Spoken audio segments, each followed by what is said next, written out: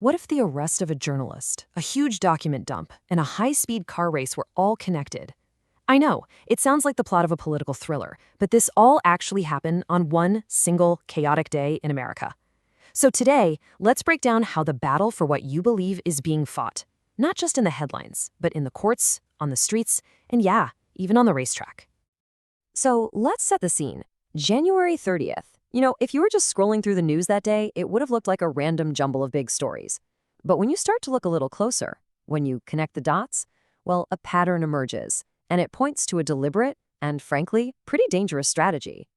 So you've got a journalist in cuffs, a massive drop of infamous documents, and the surprise announcement of a Grand Prix race right in the middle of Washington, D.C. What in the world is the connection? The answer pulls back the curtain on something fascinating and, honestly, a little disturbing. A new front in the battle for public opinion, called narrative warfare. All right, so our story kicks off in the middle of the night with a really dramatic arrest that sent absolute shockwaves through the media world. It's a story about journalism, it's about power, and it's about a law being used in a way that nobody saw coming. The person at the center of it is independent journalist Don Lemon, a name you probably know from his years at CNN. He's taken into custody by a team of more than 24 federal agents, but he wasn't the only one. Another journalist, Georgia Fort, and 2 protesters were arrested too. And here's a detail you really need to file away because it's going to be important later. All 4 of them are black. So what were the charges? Well, they hit him with something called the FACE Act, which is a law designed to protect access to places like reproductive health clinics and houses of worship. Sounds good on paper, right? But the way it was used here, that's what's raising all kinds of red flags. You see, historically, the FACE Act has been used for one thing, really, going after anti-abortion activists who physically block people from getting into clinics. But in this case, it's being used against a journalist for filming a protest inside a church. That is a huge leap from what this law was ever meant to do, and it sets a really dangerous precedent. The government's story paints Lemon as this disruptive agitator, but his own camera, his own footage that was reviewed by the Washington Post, tells a completely different story. In the video, he clearly identifies himself as press, he's not chanting with the protesters, he's conducting calm interviews, and when they ask him to leave, he's out in 7 minutes. The evidence it doesn't line up with the charge at all. Now, after his court appearance, Lemon did not hold back. He came out swinging and made it crystal clear he sees this not as him committing a crime, but as a blatant attempt to silence a journalist just for doing his job. Okay, so that's the what, but this arrest, it didn't just happen out of nowhere. To really get the why, we have to zoom out and look at the huge political firestorm the administration was dealing with at that very moment. Look, the administration was getting hammered. Public anger over federal agencies like ICE was boiling over, especially after federal agents had recently killed 2 white American citizens. The story was getting away from them, and they desperately needed to change the channel fast. And how did they try to change it? With this. Just look at this. The official White House social media account, the morning after the arrest. A photo of Lemon, the caption, "When life gives you lemons," and an emoji of chains. Yeah, the racial messaging, bringing up the chains of slavery, it was so blatant. It was a direct signal to fire up their base. And while that's happening, the Attorney General steps up and completely reframes the whole situation. All of a sudden, this isn't about silencing the press anymore. Oh no, now it's about defending religion. It was a textbook pivot, trying to turn a debate about freedom of the press into a rally for freedom of worship. A message perfectly designed to energize their Christian nationalist supporters. Okay, so you've got the arrest, you've got the messaging war, but that's not even everything that went down on January 30th. While everyone was focused on Don Lemon, the administration dropped 2 other huge stories. Was it a coincidence, or was it a very calculated distraction? Let's dig in. Okay, first up, the Jeffrey Epstein files, the final release, something people had been demanding for ages.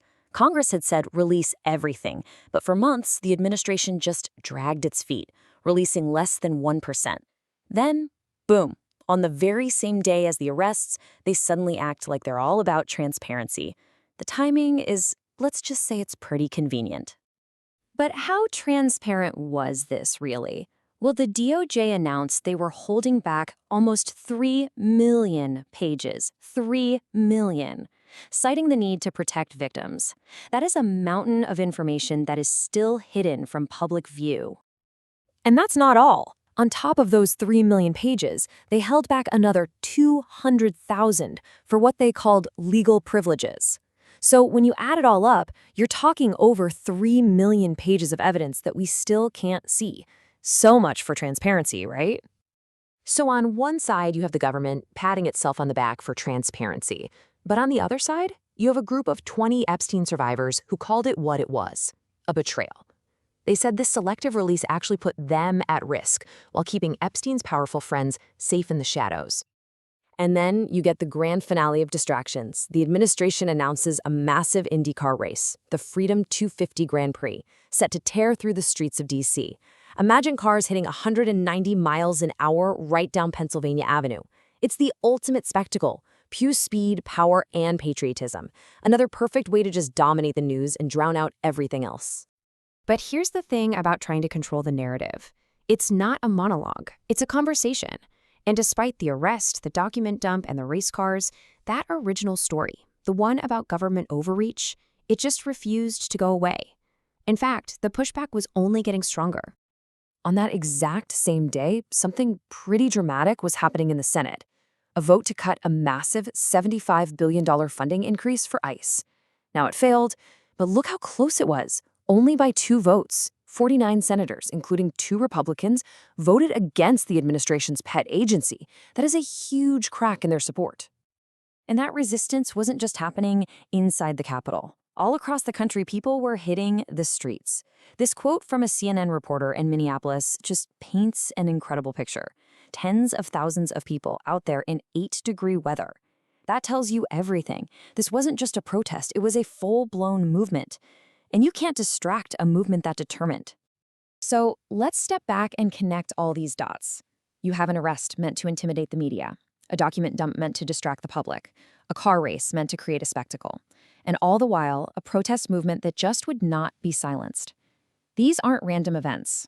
This is what an all-out war for the narrative looks like on a single chaotic day. It's like a playbook, right? Step 1, go after the press with a big, splashy arrest to send a message. Step 2, frame it as protecting religion to fire up your base. Step 3, throw a couple of shiny objects, a controversial document release, and a huge race to distract everybody else. And what's the goal of all this? To change the story. To shift public focus away from government violence and onto, well, anything else. What that day really shows us is how information itself can be turned into a weapon.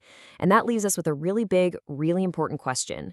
When the news itself becomes the battlefield in this kind of narrative warfare, how do you figure out what's actually true? That's the challenge for all of us now. Thanks for watching.